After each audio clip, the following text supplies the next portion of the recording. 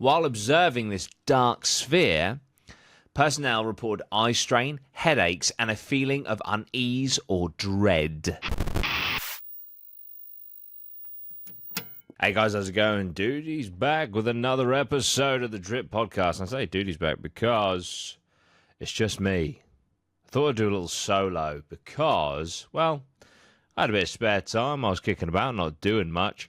And I've been very interested in the Capitol Hill UAP discussions that are going on, because there is some pretty wild stuff coming out about it. I'm very excited. They seem very keen to, bring in kind of legislation, I guess, urging the Pentagon to be more transparent with what is going on, because some of these reports from very high-ranking military people are, well, shell-shocking, in all honesty.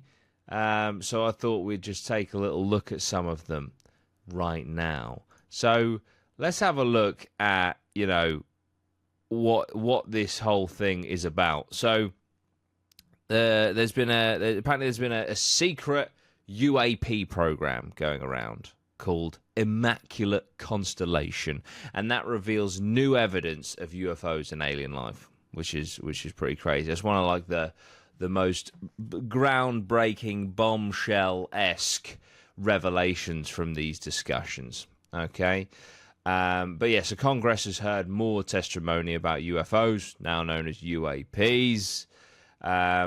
So a kind of summary of what's been going on. So the hearing, which took over 2 hours, represented Congress's latest foray into the topic of UFOs following another round of testimonies. Okay, so basically legislators have spent the past year pushing laws to boost UAP transparency, which I think is really important, with one seeking to create a civilian reporting mechanism and one directing the executive branch to declassify records. Now, I know sometimes these sort of things weirdly can be seen as political, because obviously it takes government to, release things and free things up and stuff like that. And obviously there is now a new government going in.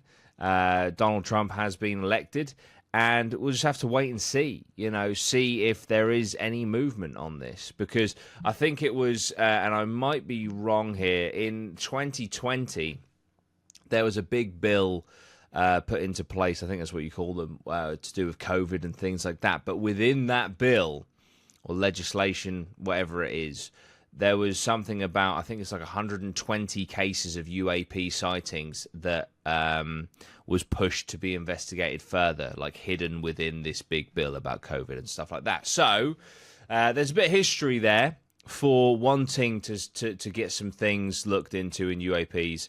So, let's hope that, we get more and more kind of released.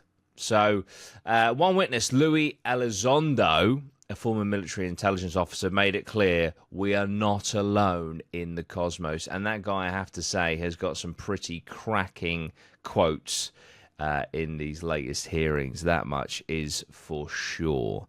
So obviously the big question is, are we alone in the universe? I personally think absolutely not. And I think that you're a bit of a plum if you think that we are.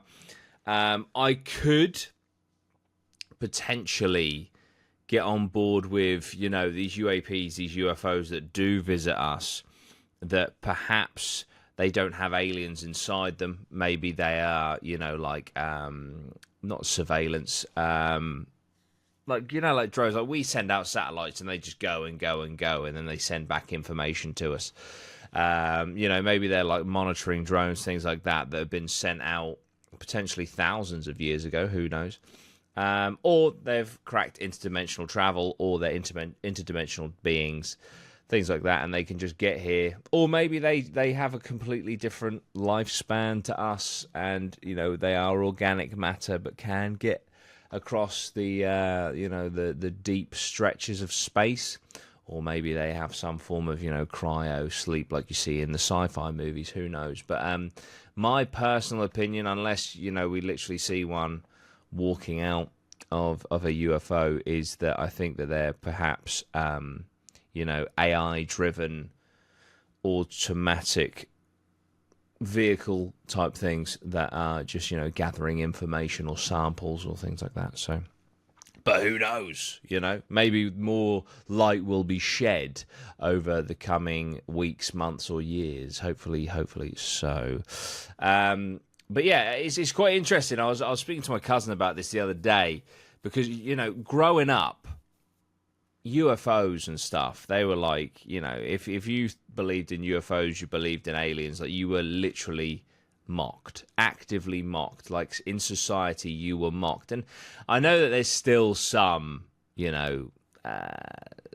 taboo-ish around this kind of topic, but I think en masse, it's now far more accepted, and it's just, to me, just common sense, really, that this would be the case. But like I say, growing up as a kid, if you believed in UFOs and stuff, you were a crackpot. But it would seem no more. It would seem that, things are switching, and, the pendulum is swinging in this kind of direction. Because I just think that, you look back historically, I think there's a lot of evidence to A, show that they exist, B, show that there's been a lot of cover-ups historically, and I just feel like there's just too many people that have come forward that have said, I've seen an alien, I've seen a UFO, for them all to be making it up, for them all to be mistaken. Too many abduction stories, for them all to be bullshit. So, yeah, I personally believe that there are UFOs out there. There are certainly alien races out there. And, there's something going on. The stuff that fascinates me and terrifies me in equal measure is there's been a lot of talk in these discussions at Capitol Hill in, some of these things aren't coming... Well, they're all coming from space, but they're like, some of them are landing here under the water. They're going into our oceans, of which we've, discovered about 5% of. And that's terrifying to me because, deep water is terrifying. The idea of aliens, to some people, are quite terrifying. You don't know their intentions. And so then you combine the two. You combine aliens and you combine deep water, and, well, fuck me. That is not great at all. At all. Okay, so congressional leaders continue to pay serious heed to the possibility that we are not alone, and unexplained objects are violating U.S. airspace. But the military have actually spent decades covertly recovering crafts to bolster their own military purposes, to kind of backwards engineer the technology, which is fascinating, and I think could also be a big contributing factor as to why these things are hidden. Not so much that, oh my God, if the general public knew that aliens existed, everyone would freak the fuck out, because I don't think that would be the case. I think the next day there would be memes all over X. But, it's an arms race. We don't want Russia knowing that we've got this. We don't want India knowing that we've got this. We don't want China knowing that we have got this. And like maybe in 10 years' time, as our technology increases, we'll be able to unlock these things more and more and more and advance our military technology ahead of these other world superpowers. That's what I think is going on. But yeah, so on Wednesday, a new slate of witnesses provided fresh testimony on precisely these concerns during a joint hearing by subcommittees of the House Oversight Committee. The hearing, which surpassed 2 hours, represented Congress' latest foray into the topic of UFOs, following another round of testimony. Okay, so let's take a look at specifically a few, not like I want to say buzzwords, but like a few moments that really kind of caught the eye. So there was one that I was watching, and it's the retired Navy Rear Admiral Timothy Galladay. So he was an American oceanographer, and he was acting administrator of NOAA, and he had first-hand confirmation in his eyes that the UAPs were in fact real, and this was back in 2015. Okay, this is pretty cool. This is pretty crazy. So apparently during a training exercise that year taking place off the East Coast, Galladay described an email he received when he was serving as the US Navy's chief meteorologist. The email warned about multiple near mid-air collisions and attached a now declassified video of a UAP captured by a Navy FA-18 aircraft, right? Now, Galladay, retired Rear Admiral in the US Navy, testified it was clear that the intent of the email was to ask if anyone was aware of classified technology demonstrations taking place. So basically, you know, there was a danger out there. There was some sort of technology out there that was a direct danger to the US Navy and what they were doing. And so they sent out emails to all the top people to be like, right, does anybody know of any fucking crazy technology that we're testing right now? Because we need to be aware of it, because our boys are out there, our girls are out there, and they could get seriously harmed by whatever the fuck this is. And of course, no one had any idea of any advanced technological demonstrations going on. So, the next day, the email disappeared from his account with no explanation. So the day before, the email's there. What the fuck is this technology? Oops, that was a mistake. No one's supposed to know that we are, you know, looking directly at alien craft here. Get rid of that. Scrub that from the internet. Galladay described a disinformation campaign amongst high levels of the government, including the Pentagon's Office to Investigate UFOs, to discredit reports and the whistleblowers who make them. That office, the All-Domain Anomaly Resolution Office, AARO, issued a report in March saying it has found no evidence that UAPs are extraterrestrials, but it also hasn't found evidence that it's anything from Earth either. Galladay also testified about satellite imagery of UAP captured in 2017 that has not yet been shared with Congress. He declined to divulge where the image was taken, but when questioned, described it as disc-shaped object. Pressed about what he thinks the object that has been observed could be, he said, non-human, higher intelligence. And this is the thing, like, you know, these like, fair play to these people coming forward. You know, I know that they're, you know, a lot of them are like retired and stuff, so they don't have careers on the line, which, you know, historically we look at, you know, the Rendlesham Forest investigation that we did with Ronnie, and also episode 1 of this very podcast with Ronnie, and you know, because he's really good friends with a lot of the guys that were you know, at Rendlesham that night, and he said, you know, there's this element of fear that, you know, you come forward with these stories of UAPs and UFOs, and that's it, your career's done, it's over, you're finished, right? And so a lot of these guys and girls are coming forward now because they're retired. They don't have a career to ruin anymore, but they're still very, very apprehensive of giving away too much information, especially when it comes to, like, you know, they're there giving their, you know, anecdotes and stuff, and then if there's anyone else to bring credence to the story that aren't present, they won't give away their names or anything, because, you know, maybe they're still acting servicemen and women, and they don't want to, you know, potentially hinder their career. So it's still, you know, a threat there, you know. So that's really interesting.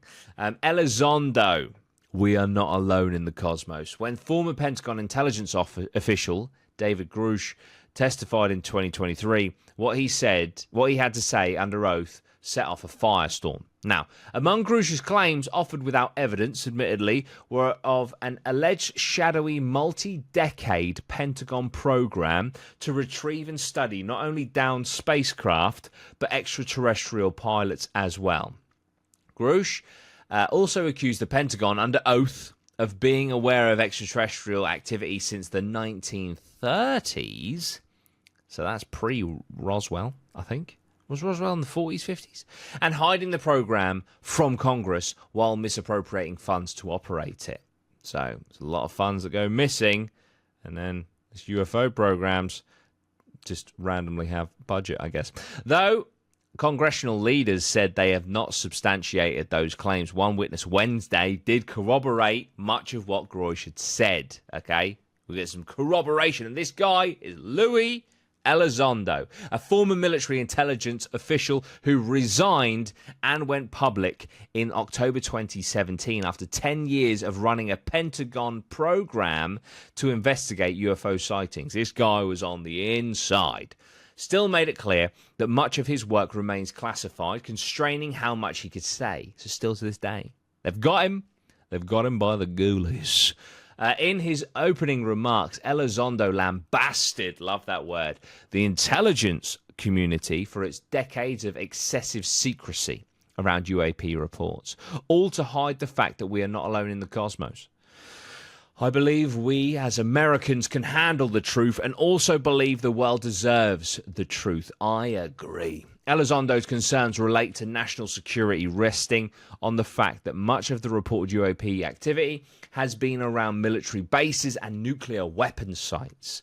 I've heard this so much. I've heard that especially the nuclear weapon sites. Like there's reports of they're like testing nuclear weapons and stuff, and then they'll see lights in the sky or disc-shaped aircraft, and then just the nuclear weapon sites just shut down and they can't reactivate them and stuff like that. And there's lots of theories about this. There's theories that obviously it's aliens. There's theories that it's our creators, maybe an advanced alien species, stopping us from destroying ourselves, or maybe it's like humans from the future that have discovered time travel and fifth dimensional travel and all that sort of stuff, and they're just stopping us from maybe hindering ourselves for a couple of thousand years. So yeah, it's very interesting that there are several reports, not just America, Russia, several reports of these nuclear sites being shut down by UAPs. Scary, scary stuff. So Elizondo's concerns relate to national security. Okay, resting on the fact that much, I've just read that. He also claimed that the US is in possession of UAP technology, as are some of its adversaries. So think Bob Lazar.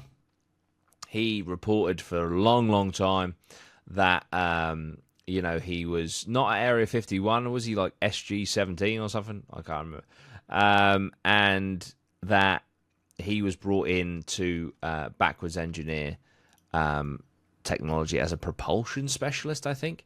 But he said, and obviously this is all alleged and take it with a pinch of salt. He could be full of shit. Who knows? That none of the, you'd be working on a certain element of the UAP, but you won't know what the other guys are working on. Like there was no cohesion ever, and it was very like a shit way of doing it, because although it meant that no one person knew all the information, so it couldn't be leaked, progress was just so slow. And they would sometimes park things for like a decade, wait for our technology to catch up so that we could then investigate further, blah, blah, blah, blah, blah. Very interesting.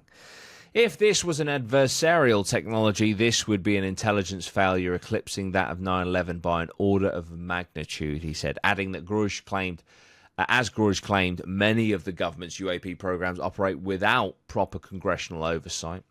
And as many have testified before, Elizondo reiterated that the objects observed have often outmaneuvered U.S. military aircraft and were flying in ways beyond the capabilities of known human technology. In fact, he alluded to one secure email he observed that used the word stalked. It's not just that these aircraft can maneuver the way that they can.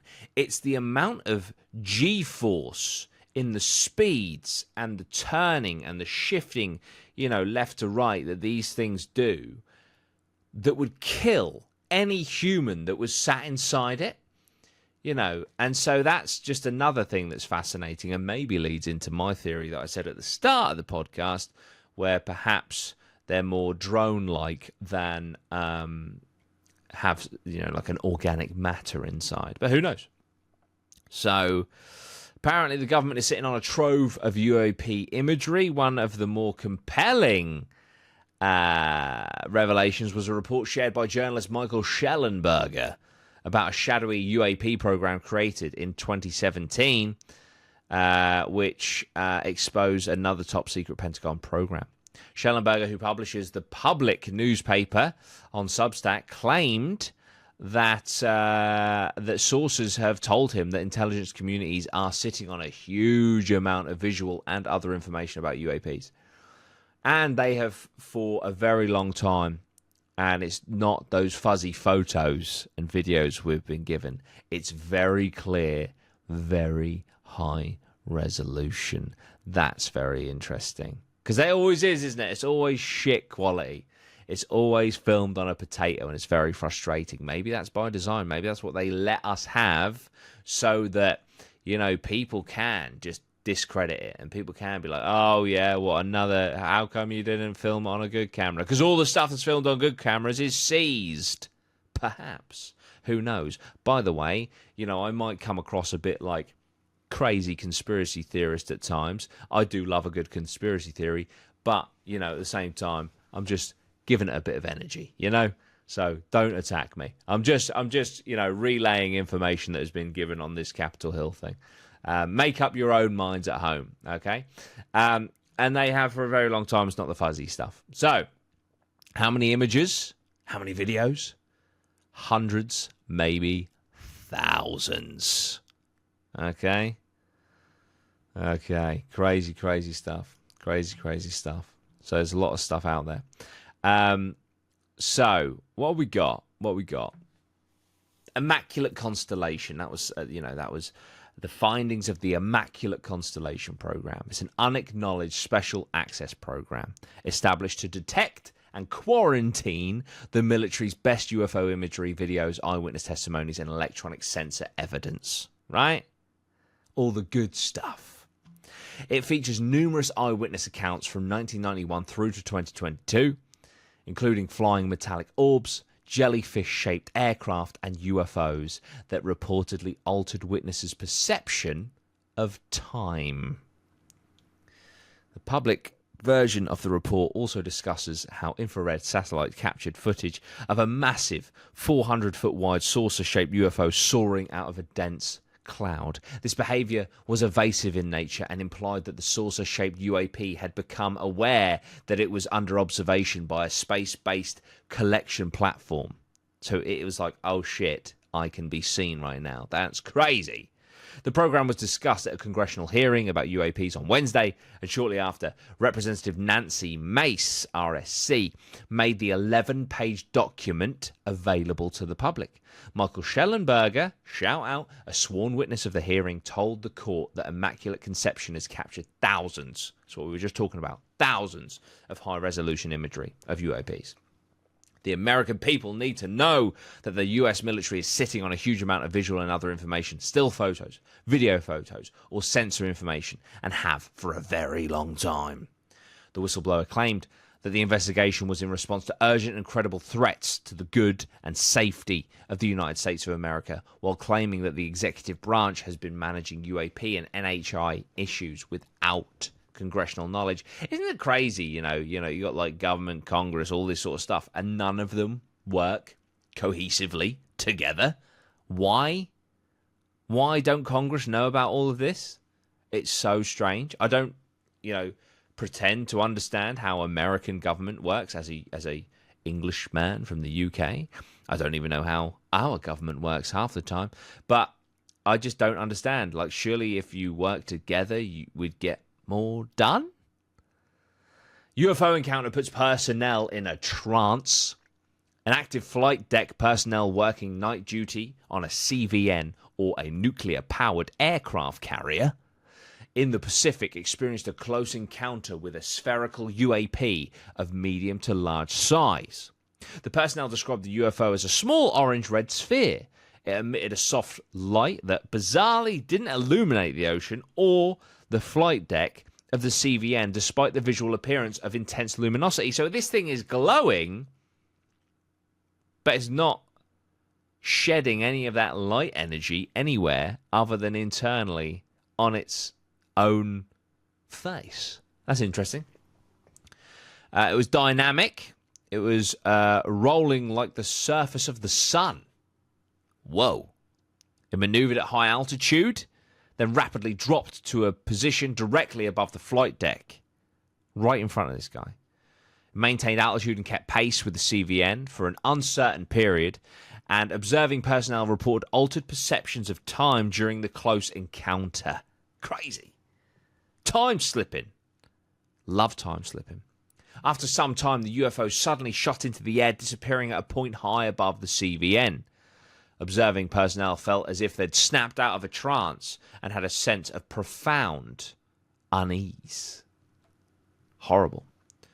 How about this? Eye strain, headaches, and dread induced by UFOs. Ground personnel at a military airfield located in the eastern seaboard reported a lengthy low-altitude intrusion by a little spherical UFO late at night. Witnesses described it as blurry sphere around which light was distorted or bent. Gave the appearance of a heat haze. You know when it's really hot and you look low to the ground? It's like haze, like wobbly. Crazy. So apparently it was slowly crossing the runway, moving in the direction of a sensitive area. Not allowed to go over there. Once across, it hovered above a grouping of ground equipment before floating further towards a building within the sensitive area. Then it suddenly disappeared. Now, while observing this dark sphere, personnel reported eye strain, headaches, and a feeling of unease or dread. They estimate that the encounter lasted between 10 to 15 minutes, but they had no way of being certain because of the time distortion. Crazy. A lot of distorting of time going on, guys. Slightly scary, isn't it? It's like live, die, repeat. You know, those aliens that literally live, die, and repeat. So they're always ahead of the curve. Scary stuff. 12 metallic orbs perform rapid and agile maneuvering. Right. Okay, so orbs are among the most common UFO morphologies. Morphology meaning like type of UFO. And apparently a metallic-looking orb flew over an Iraqi city, caught on a US spy plane, captured back in 2016. Okay, so the video and infrared footage of a roughly 12 metallic orbs skimming the ocean surface at high speed before dispersing in multiple directions. Now, the rapid and agile maneuvering of the metallic orbs, were incompatible with known aerospace vehicles. They're about 10 to 20 feet in diameter.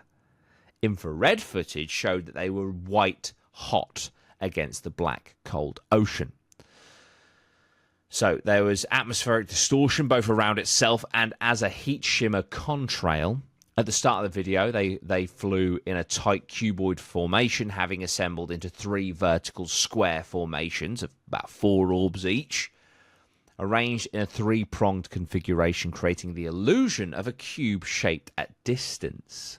These metallic orbs moved in this cube formation over the ocean for some time before rapidly breaking formation as pairs. Now, as most of the orbs gained speed and altitude, the sensor platform lost track of them. But it maintained observation of one pair that continued the original trajectory of the larger formation.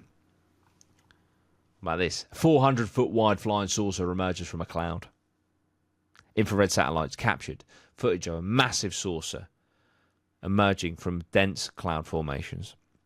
Circumference was about 650 to 1,300 feet, which would place its diameter roughly 200 to 400 feet. Wow.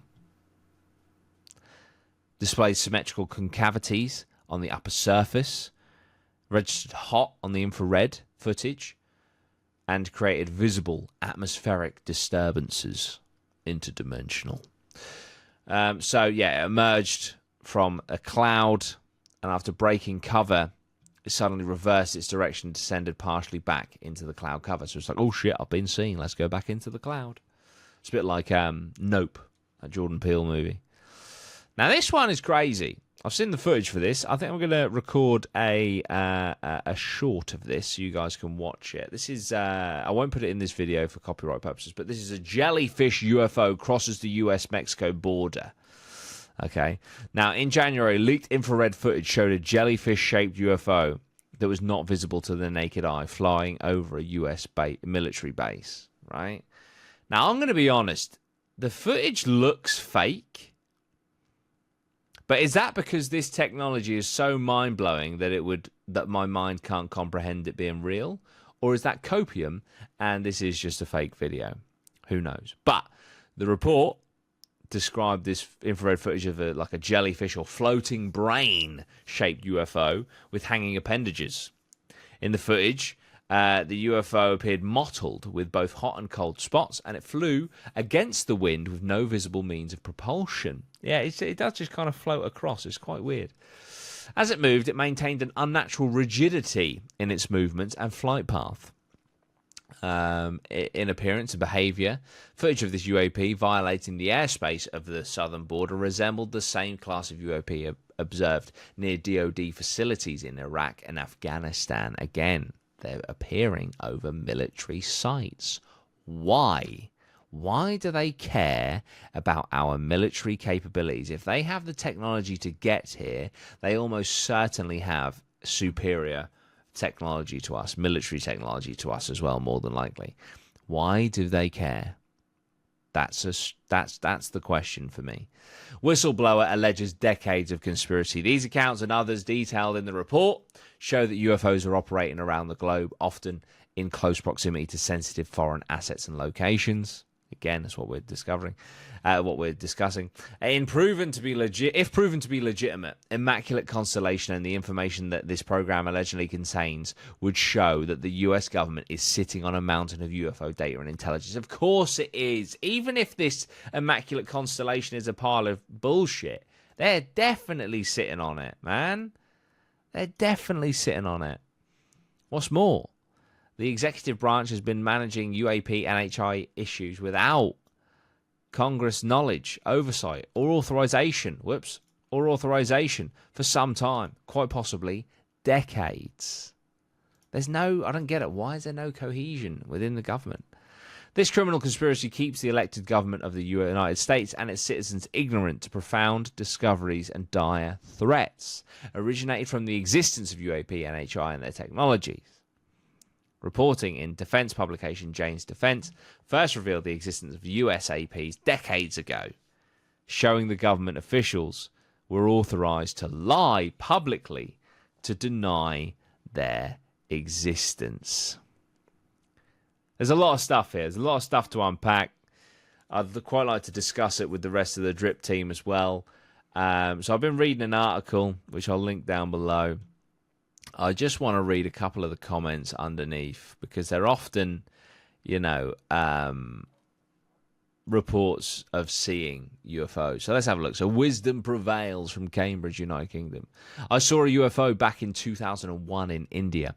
I was lying on the roof of my hostel gazing at the sky when I noticed a peculiar shaped object that I've never seen mentioned anywhere else. I'm always on the lookout for UFO sightings and following the news closely, especially for this particular shape.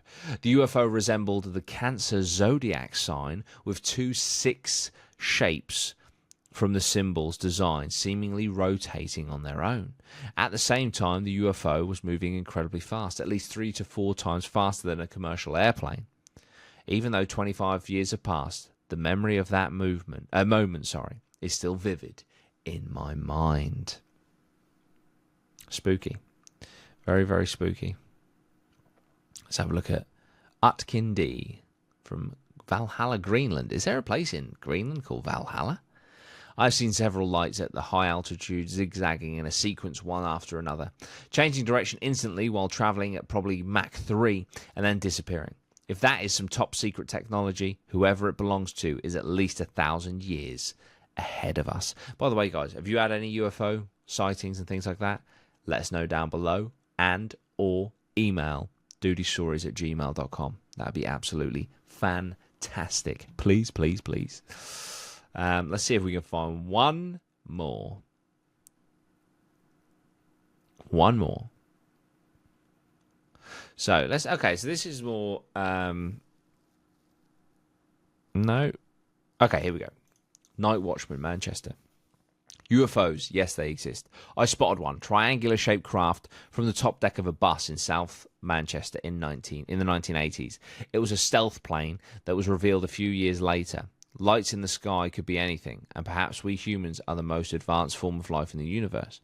If we recognize this, it's time to add, stop killing each other. Okay, there we go. So that's quite interesting. So what he's saying is, you know, I've seen some stuff, and then it was released a few years later as technology of our own. So maybe we are super duper advanced, and they're just keeping it from us for some weird reason. Who knows? Who knows? Hey, I'm not against it. I'm not against that theory. These are all just theories, you know. I could be completely wrong. Aliens might not exist. They do, but they might not. But they do, but they might not. I might have the Men in Black knocking at my door any minute now. Scary stuff. That would be very, very scary. That would be super scary. But yeah, UFOs, UAPs. What do you think? What are your thoughts? Are you keeping an eye on these Capitol Hill hearings? I think there's still a few more to go. There's still a lot, you know, but there's just so much information in these that it's just really cool. It's just really cool. Okay, Patreon time. So join the Patreon, £1 a month. You can ask a question of the pod. There's also loads of behind the scenes and lots of cool content there. I'm also making t-shirts. You can go grab yourself a Drip t-shirt. Go on Etsy, Drip Paranormal, all one word. Obviously a double P in the middle. DRIP PARANORMAL. And you'll find our store. And we've got the voodoo doll design. There's also going to be a Damnation t-shirt, which I'm really looking forward to dropping very, very soon. We've got some amazing support over on the Patreon. Shout out to Kerry, who not only did she buy a Drip Voodoo doll t-shirt, she had it tattooed. She had the design tattooed on her. Thank you so much for that support, because that is above and beyond. Thank you, thank you, thank you. Okay, let me just see if I can get a little question of the pod, because what we also do over on the Patreon is we ask you guys for a question, and we read it out here on the podcast. Now, unfortunately, because we haven't done a UFO episode in a while, it's not going to be like a UFO-based question. And also, obviously, it's just me here. It's just me to answer your question. But let me just see. Okay, so Kerry says, I think we've already answered that one. I'll go for T. Beck. Says, which famous haunting / encounter intrigues you the most? Okay, I can answer this straight up. The one that intrigues me the most is the Enfield haunting, because, you know, it's a great case. It's a very scary case, but there is just so many layers to it. And obviously, there's the potential that it was faked, and all that sort of stuff. There's also the the fact that it was available, or not available to the public, but it was shut off from the public to go and investigate and things like that. It's not like a 30 East Drive. Enfield is just lived in, and yeah, it's just one of those stories that it gets a lot of people debating, was it real, was it not? And the photographer obviously took that infamous photograph, and it's like, was that faked? Is that like the smoking gun, that reveals that it's not real? Did she just jump off of her bed like it kind of looks like she did? Or is she in fact floating? Who knows? But I'd love to go in there and find out. I'd love to go in there and do an investigation.